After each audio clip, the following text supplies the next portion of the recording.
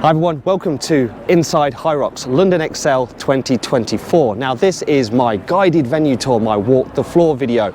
In this video I'm going to be taking you inside and showing you everything that is HYROX. The idea of these videos is to demystify what a HYROX is, to show relatively new people how it all hangs together, answer a load of those questions straight away. Alternatively, it might just be interesting for people coming to London and competing here in the future. So we're going to be filming this today against the backdrop of the men's opens and the ladies pro waves. We're going to be lending our support as we go around. We're going to be talking a little bit about the venue. I'm going to take you to the start line, past registration, and then go around the exercise station sequentially one at a time, talking a little bit about form, technique, movement standards, looking for real world examples as we find them on the floor. So let's talk a little bit about the venue before we go inside. London Excel is one of these big rectangular exhibition hall complexes. Right up the middle there is an avenue of eateries and drinkeries and shops and all the things that you need at a venue like this. The actual event today is in N1 through N5, which is on the left as you enter the complex. Okay, so we're going to head inside and I'm going to point out anything of importance as and when I see them. We're going to make our way to registration and then we're going to head inside the arena. Right. Follow me. With regards to getting here, it's central London, so it's in the middle of underground. It's got bus stops, it's got trains, it's got an airport right next to it. And if you choose to drive, it has a car park underneath, but it's expensive. Just bear this in mind, it costs £25 for the day. There's lots of other sort of hotel car parks that you can sort of book in for much less, so consider that. The athletes' entrance at this particular venue is always at one end of the hall, in the N1 entrance. Athletes only, warm-up area down there. We'll look at that in a bit.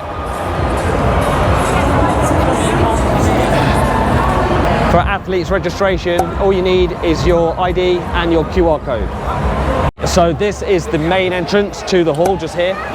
We have a bit of a crossing going on. It looks like we have to cross to the middle and then onto the other side, and it's been very well marshalled here. So we're going to head inside. It's going to get very loud. I apologise. I may have to raise my voice a little bit. Right, let's go. Right, so we're crossing the road into the middle. There's athletes running on one side. We have to wait here now until they change the flow of traffic to that way. Right, so we're crossing the road.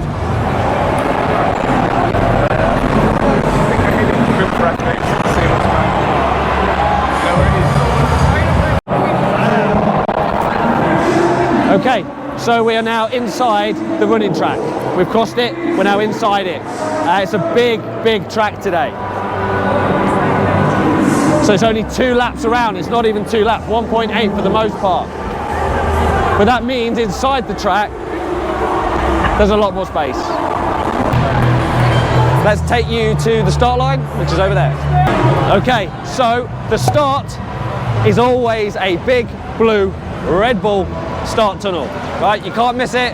It's normally just off to one side. At London Excel, it's off to one end. And the way you access the start tunnel is via the warm-up area, via the N1 athletes entrance that we just went past on the way in.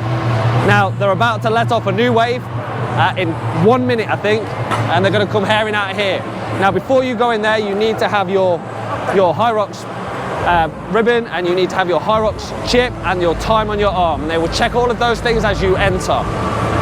Inside there is a big TV screen just here, and it's got a motivational video and a countdown clock, and the audio in there is just sort of ramping up. 3, 2, 1, here they go.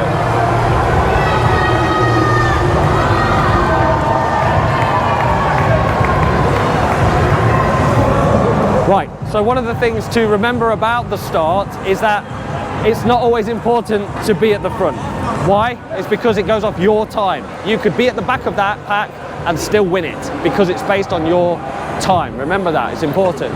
Station number 1, it's the skier, 1,000 meters as fast as you can. The only things you need to think about, grabbing the handles and the damper. Now, the damper can be adjusted at any point, but obviously if you start messing around with it, it will take time off the top. So just know what you wanted on before you start is the advice on that one. With regards to sort of technique and form, long sweeping motion seems to be what a lot of these are doing, right? It's kind of what I do when I do solos, and I up the tempo if I'm doing doubles with a partner. Now on that front, if you see these sort of mats, behind the athletes. That's where the doubles partner stands, and you mustn't interfere with the mechanism at all while the partner is working. So you just let go of the handles and swap it out. Yeah, main advice on this one from my point of view is find a pace that you know you can do and hit that mark. Don't be tempted to go too fast. If you're doing 150 in the gym and you know you can do that comfortably, then aim to do that or ever so slightly above it. But don't be looking at a 140, 135. So remember, this and all of that is still rock zone, right? When you come out of an exercise station, and the ski is a great example, your time ends when you cross that mat. All of this, get it moving, get your legs turning over, and that's true in every station that has one of these little avenues after it. Rock zone time still counts. Okay, exercise station number 2, it's the sled push. Now the sled push is brutal. It's a very honest full body exercise that you cannot cheat, right? You cannot get around it. Now there's always a bit of speculation about how hard the sled feels on any given Hyrox, and it always feels quite tough. A combination of just coming off the ski pretty hot, a couple of runs behind you, as well as them using carpet instead of AstroTurf, which is almost definitely what you've been pushing on at your gym. This difference creates a different feel when you push it. It's hard to get momentum, it stops immediately. With regards to technique, there's 2 particular types that I see all the time. The palms out, put the crooks of the elbows around the bar, hands forward, sort of lifting motion. I see that a lot these days. So there's a prime example. Sort of crooks of the elbows, get your body weight over the sled, chin is almost on the bar. Now there's other people that choose to do it a different way, pushing from the shoulder, and I used to do this. In fact, my first 8 Hyroxes were done this way. It was only through practice that I prefer the other way. And then there's the last ditch attempt, and that's where you see the odd person struggling and they use straight arm, and that's no good really. It uses too much energy for how fast you go. Now, at London Excel, these are looking like they're moving a little bit slower than they did at Manchester. And loads of variables, you know, everything from the heat to the humidity can be responsible for them acting differently at this to another venue. The general advice is, if you're training for these, put an extra couple of weights on your sleds at your gyms, 20 kilos, 40 kilos. When you get here, then hopefully this will feel a little bit more in line with the resistance you feel on the day. Okay, exercise station number 3 is the sled pull. Now this is always a little bit tough after sled push.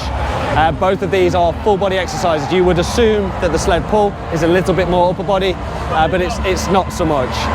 Coming off the back of sled push, your legs are still very tired. You feel it more in this one. Now you must remember that you're in this station almost twice as long as you are in the sled push. It just takes longer to do.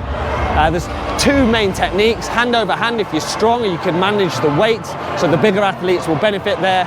A lot of people can manage that for a little bit. I can do it for a little bit, but I can't do it for all 4 runs, so I end up dropping back to the second technique, which is the walk back. So just walking it back.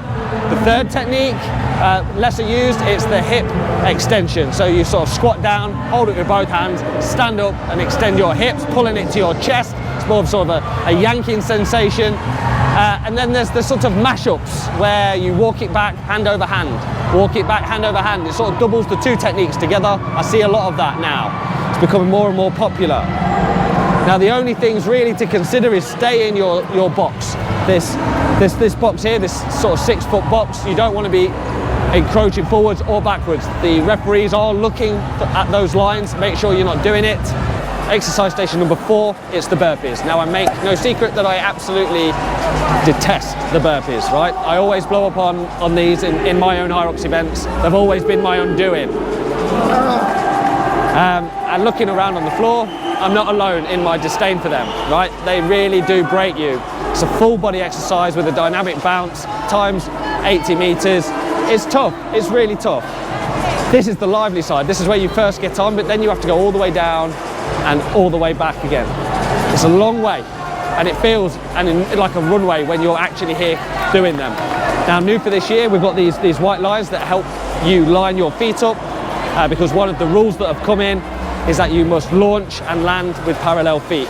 and they're keeping an eye on that. It's because people were starting to take the mick with the step overs. They were stepping up with one foot, stepping beyond it with the second. So it's to crack down on that. Now there's a few techniques. If you're very aerobically charged, then the bunny hops, staying low, that's the way to go. But if you're like me, where these are a chore, then it's the step down or the bounce down, but certainly the step up. People say that the best way to rest on these is to rest at the bottom, not at the top. Certainly not both. Sometimes the carpet can be a little bit slippy, so when you jump big, when you have to sort of stop dead, sometimes it can feel very slippy, and you can see people falling over occasionally when they overcommit to the jump. If you're doing doubles, you must trail behind the working partner and make no ground when you swap, so align your feet or just behind to be safe. Okay, so just after the halfway point, just after burpees, I like to take a second to talk about running. Right, now running is 8 1-kilometer runs that intersect the 8 exercises. That's 50% on paper amount of running that you've got to do versus exercise stations. But in reality, you will spend more time out on the running track than you will in the exercise stations. But how do you get better at running? How do you make this easier? How do you make the whole thing feel better? Well, easy answer is just getting out and doing real world running. Get yourself out of the gym, get yourself off those curved treadmills and just get outside. Distance, hills, speed work, and add in a little bit of compromised legs to make it HYROX specific. But if you include these in your sort of fitness diet, if you will be a better HYROX athlete all around. So at all HYROXes, there is a screen in the corner, one of the corners of the hall, and there's the screen at London Excel. Now, the screen is used to track roughly where you are in your race. So if you are on a run, it will say run. If you are about to go into an exercise, it will tell you workout 1 through 8. It will also come up with any penalties that you've incurred. Station number 5, it's the row. 1,000 meters on a Concept 2 row machine. Now it's a lot like the ski at station 1, but you're sitting down. And as such, a lot of people consider this the rest station, and it does feel great to take a little seat. But you've still got 1,000 meters to row, so get a crack on with it. But on the other side of that, don't go too hard. Again, this comes down to knowing what pace you can do. This is something that can only be established from practice. Paces that you know you can do in the gym for 1,000 meters after having done all of that first at race pace.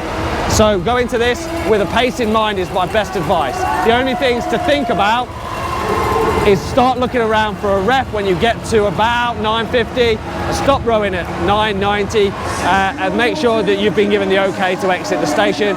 If you're in a doubles, make sure that you go on the mat and don't interfere with the machine at any point. Okay, station number 6 is the farmer's carry. Now I love the farmer's carry for a couple of reasons. Its simplicity being one.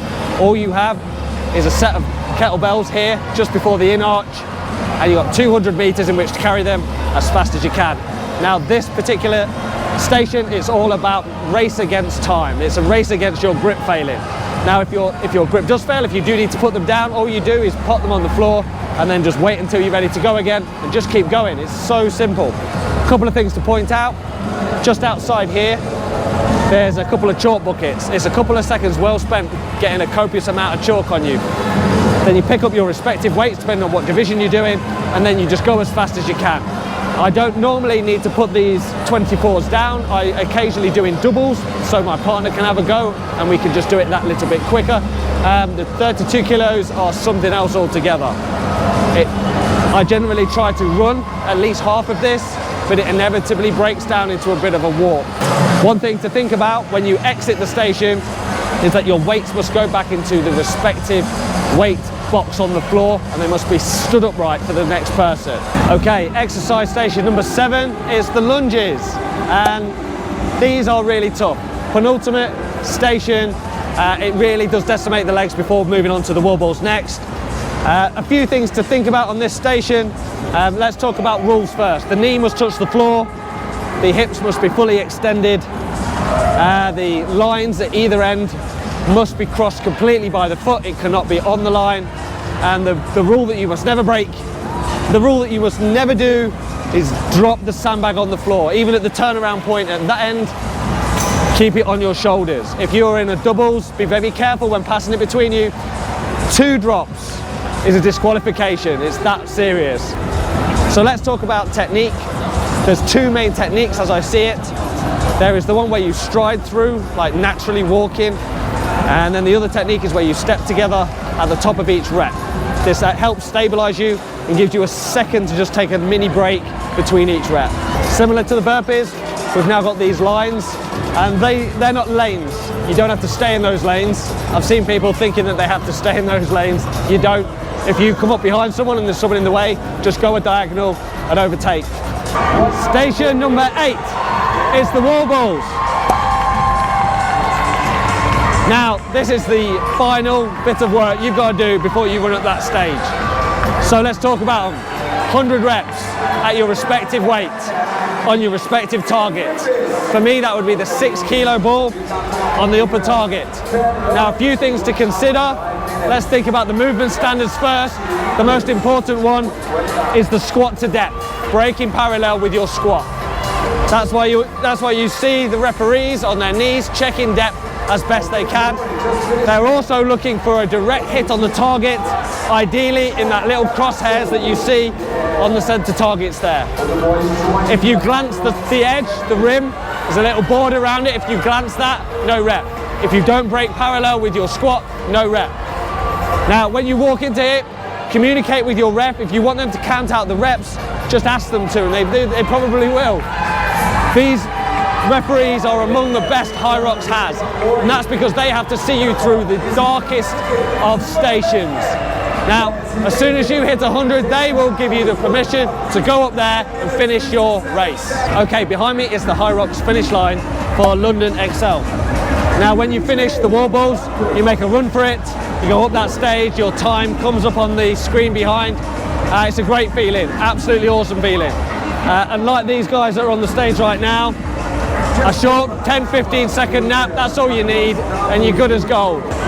Once you've done there, take the step down into the recovery area, get your patch, get your photo taken, get a Red Bull and a banana, and pat yourself on the back.